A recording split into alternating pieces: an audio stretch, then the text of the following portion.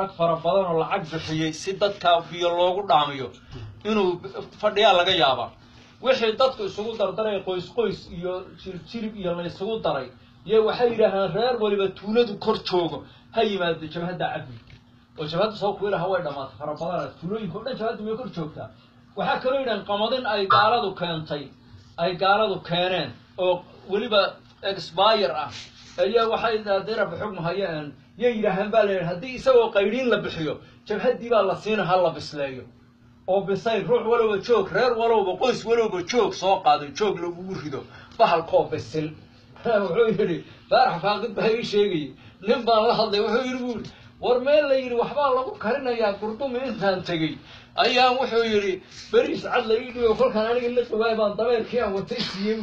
dabeerkii intuu ursaday uu saasan ka yiri iyo qurruf yiri sagana diin dabeer karambul dadka ya dabeero duuyo dabeero ma cuni karambul walla wuxuu yiri intuu sanka saa dabeerka u saaray saa yiri iyo qurruf ku iskiga dhaqaajiyay marka waxa weeye halkaasay maraysaa halka Soomaalidu waxay tiraa de kolka horaba mahmaah Soomaaliya jirtay nin ku dilay har kuma jiido uuba ku dilay inaga waxa inaga khaldan qaar ba waxay ku leeyeen dawladii habad dawladdu u shaqeeya kani maxay war dawladdaas sheegaysan xagay joogta waxay raali ku yihiin waxa la inoo sheegay kuwan hadda la sheegay ay jahadu sheegaysay oo meel marmaray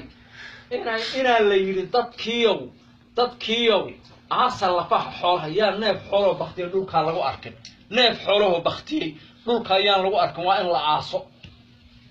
way qarinayaan waxa weeye marka barakallahu fiikum waxa hadda halkan habeen dhaweyd la noogu soo diray Xuseen Nuur yaa wuxuu yiri warbalniman yahay intii golayaasha la sameeyay wax fara badan baa la iska maqlay oo la iska ogaaday